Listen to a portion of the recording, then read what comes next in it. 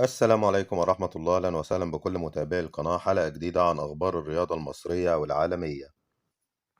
تقارير تكشف عن احتمالية تسمية استاد الأهلي الجديد الذي سيتم إنشاؤه قريبا الأهلي ألنز لمدة 20 عام مقابل 50 مليون دولار. إدارة النادي الأهلي ترفض فكرة التخلي عن أي لاعب من لاعبي الفريق مهما كانت العروض والأموال المقدمة لبيع اللاعب لاحتياج الفريق لخدمات جميع اللاعبين خلال الفترة القادمة. لاعب النادي الأهلي عبد الرحمن رشدان يتعرض لإصابة بمزق في السمانة في أول يوم له في التدريب مع الفريق الأول. مصطفى سعد يريد الخروج على سبيل الإعارة للمشاركة في المباريات مع أحد فرق الدوري بسبب صعوبة حصوله على فرصة للمشاركة مع كولر في ظل تألق جميع لاعبي الأهلي. شادي رضوان يظهر في ميران الأهلي مع الفريق الأول بعد إعجاب مارسيل كولر بأداء اللاعب مع الشباب. الأهلي يهنئ أحمد عبد القادر وطاهر محمد طاهر ومحمود متولي بانضمامهم للمنتخب الوطني. طاهر محمد طاهر يعود للمشاركة أمام المقاولين العرب في الكأس وطلائع الجيش بعد انتهاء عقوبة الإيقاف. فحص طبي لعمرو السولية وأليو ديانج لتحديد موعد عودتهم للتدريبات الجماعية. شركة أديداس تطرح تيشيرت الأهلي الثالث باللون الذهبي في جميع فروعها. مارسيل كولر سيسافر إلى سويسرا يوم الثلاثاء القادم في رحلة ستستغرق 5 أيام من أجل الإطمئنان على أسرته وبعدها العودة للقاهرة. مارسيل كولر المدير الفني للنادي الأهلي طلب ضم جناح أيسر ومهاجم أجنبي في الميركاتو الشتوي. الأهلي قرر فتح باب المفاوضات مبكرا للإعلان عن الصفقتين مطلع الميركاتو الشتوي والاستعانة بهم في المباريات بدءا من يناير. بعد اتصالات وبنك أبو ظبي الأهلي يتمم الاتفاق مع 2 من الرعاة الجدد وهم البريد المصري بجانب شركة دهانات شهيرة، وهناك 3 رعاة آخرين يجري الاتفاق معهم ومنهم 2 كانوا في التعاقد القديم. أنباء عن إرسال النادي الأهلي شيك بقيمة 25 مليون جنيه لمحمود كهربا، مستحقات قديمة ومقدم تعاقد من العقد الجديد. مارك كلاتنبرج عن إلغاء الهدف الخامس للنادي الأهلي أمام الداخلية بداعي التسلل. قرار موفق وصحيح من حكم الفيديو بإلغاء هدف كريم فؤاد في الداخلية لوجود تسلل. رابطة الأندية المصرية تعلن إجراء قرعة كأس الرابطة يوم 9 نوفمبر الجاري وانطلاق المباريات يوم 19 من نفس الشهر. مصدر من النادي الأهلي: سيتم صرف مكافآت العلامة الكاملة للاعبين بعد الفوز في أول 3 مباريات في الدوري وفقا للائحة الفريق بجانب المكافأة الخاصة ببطولة السوبر. مرتضى منصور: لن أتدخل أبدا، وجوسواردو فيريرا أعظم مدرب جاء في تاريخ مصر كلها وأنا معه وأسانده. حينما جاء فيريرا في 2014 تعادل في أول مباراة له مع إنبي وبعد ذلك توج بلقبي الدوري والكأس.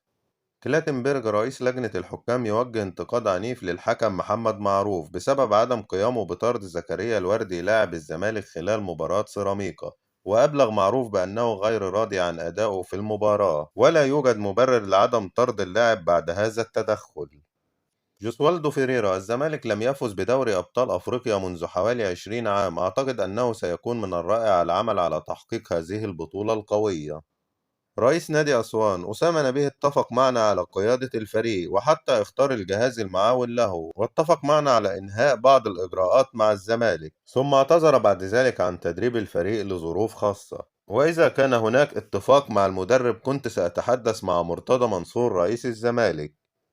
محمد مجدي أفشة: لا يصح أن نخسر الدوري للموسم الثالث على التوالي، ومن لا يعي ذلك لن يبقى في الأهلي.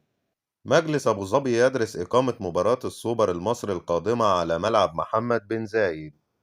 تحديد موعد إقامة مباراة منتخب مصر أمام بلجيكا يوم 18 نوفمبر الساعة 4 عصرا.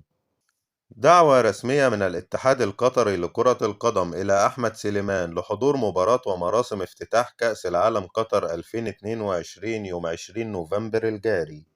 بدر بنون لاعب النادي الأهلي السابق: تجربتي مع الأهلي كانت ناجحة كثيرا. قبل مجيئي للأهلي كان ينقصني تحقيق دوري أبطال أفريقيا وكنت أعرف أنني سأحققه مع الأهلي، وبالفعل في أول موسم حققنا ذلك فعلا. شرف كبير لي أنني كنت لاعبا في الأهلي يوما ما، ولا يمكنني الانضمام إلى الزمالك في أي وقت من الأوقات. أنا دائما وفي الأندية التي ألعب لها فأنا لا أستطيع أن أمثل فريق مغربي غير الرجاء، ونفس الأمر مع الأهلي، لا أستطيع أن أمثل فريق مصري غير الأهلي. مايكل إيسيان نجم ريال مدريد وتشيلسي ومنتخب غانا السابق. أعتقد أن محمد أبو تريكة واحد من أفضل اللاعبين في أفريقيا، لم يحترف في أوروبا ومع ذلك يبقى أحد الأساطير. ولا أعتقد أن محمد صلاح تعرض للظلم بعدم حصوله على الكرة الذهبية حتى الآن، لكني أعتقد أنه يستحق تقديرا أكبر، ومع ذلك فمثل هذه الأشياء لا توقف صلاح. أتوقع أن يستمر في تحطيم الأرقام القياسية. نائب رئيس النادي الإسماعيلي عليه ديون لجهات كتير مثل الكهرباء والضرائب، ولا نستطيع تلبية كل هذا، وطلبنا من رئيس الوزراء إنقاذ الإسماعيلي لأننا نعتبر هذا أمن قومي. الزمالك، الجهاز الإداري لمنتخب مصر تواصل مع الفريق بشأن استدعاء محمد عبد الغني للمعسكر المقبل، لكن الإصابة حرمته من ذلك وتم إرسال التقرير الخاص به للجهاز الطبي بمنتخب مصر. قائمة المنتخب التونسي استعدادا لكأس العالم تشهد تواجد ثنائي الأهلي والزمالك سيف الدين الجزيري وعلي معلول، واستبعاد حمزة المسلوسي من القائمة. مانويل نوير يعود للمشاركة في تدريبات بايرن ميونخ بعد تعافيه من الإصابة. الألماني توني كروس يرفض نهائيا وبشكل قاطع العودة عن الاعتزال الدولي وقيادة منتخب ألمانيا في كأس العالم. مايكل إيسيان، لو احترف محمد الشناوي في الخارج لتغيرت الأمور، لكنه يلعب الآن لأحد أكبر الأندية في أفريقيا.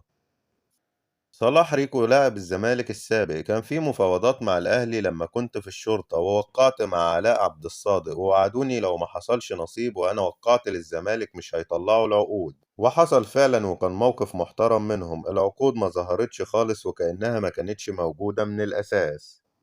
أحمد جعفر لاعب الزمالك السابق، الزمالك في 2014 كان بيسرح الفريق وكان ليا فلوس. مرتضى وقتها قال لي انت مش هتمشي، انت من هدافين النادي وهجدد لك عقدك وارفعه بشرط واحد، تتنازل عن مستحقاتك. وافقت واتنازلت وفرحت اني هكمل مع نادي الزمالك، لكني تاني يوم رحت النادي الامن وقفني وقال لي النادي فسخ عقدك، ورفضوا يدخلوني من بوابة النادي.